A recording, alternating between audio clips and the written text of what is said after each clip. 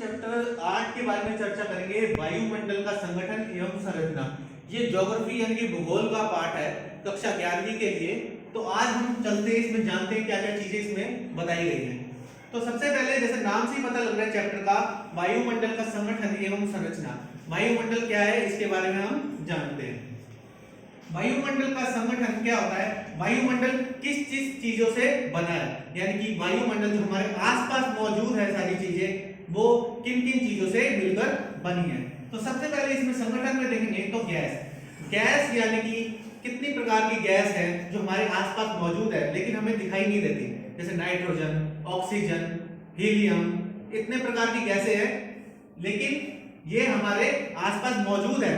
इनकी मात्रा किसी की कम है और किसी की ज्यादा है। अगला पॉइंट आता है जल वाष्प का।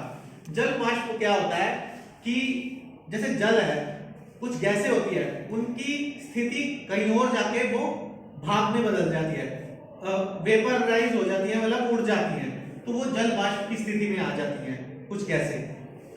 धूल के कण, अब धूल के कण क्या होते हैं हमारे वायुमंडल में, हम देखते हैं कुछ तो जब सूर्य की किरणें पड़ रही होती हैं, कुछ धूल के कण हमें हल्के हल्के दिखाई देते हैं, और वैसे हम देखें तो हमें वो धूल के कण नहीं दिखाई देंगे, क्योंकि इतने ये महीन, इतने बारीक कण होते हैं जो सिर्फ हमें एक सूर्य की रोशनी या मैग्नीफाइंग ग्लास से ही ये दिखाई देते हैं। तो धूल के कण में क्या क्या चीजें आती हैं, धुएं, राख, उल्काओं के टकराने से जो कण बनते हैं, वो सारी चीजें हमें धूल के कण में मिलती है। तो अभी तक हमने देखा कि वायुमंडल किन किन चीजों से बना है, गैस से, जल वाष्प से, धूल के कण से।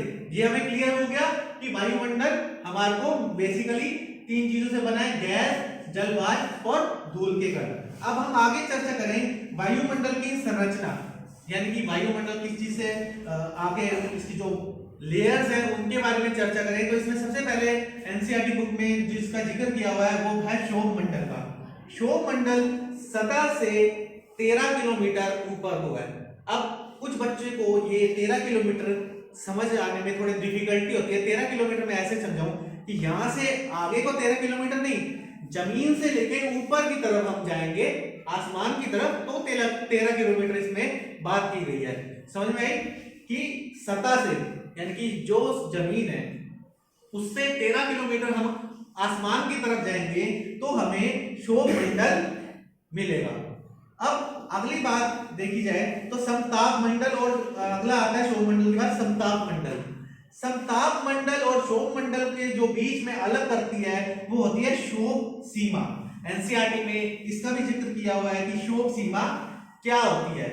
आगे हम देखते हैं, एक ट्रिक है बनाई हुई है आई मोस्ट नाम से, कि कौन सी लेयर पहले आती है, कौन सी लेयर बाद में।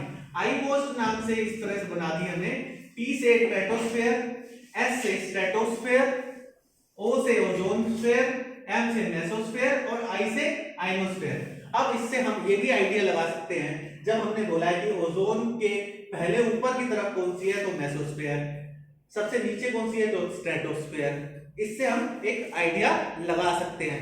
तो इस तरह से बेसिकली एनसीईआरटी में ये सारी चीजें बोली गई हैं, मेन जो डिफाइन किया गया है। अब हम इनके एमसीक्यू क्वेश्चंस पर अगर जाएं तो गैस जो सबसे अधिक हमें हमारे आसपास मिलती है वो है नाइट्रोजन।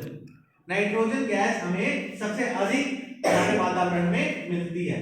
अब दूसरा पॉइंट देखें हम, वह परत जो मानव जीवन के लिए महत्वपूर्ण है। मानव जीवन के लिए कौन सी परत महत्वपूर्ण है, मध्यमंडल। और तीसरा पॉइंट है, कितनी ऊंचाई पर ऑक्सीजन की मात्रा नगण्य हो जाती है। नगण्य का मतलब है कि एकदम उतनी बराबर को एकदम उतना टॉप पॉइंट पे पहुंच जाती है, तो वो है 120 किलोमीटर।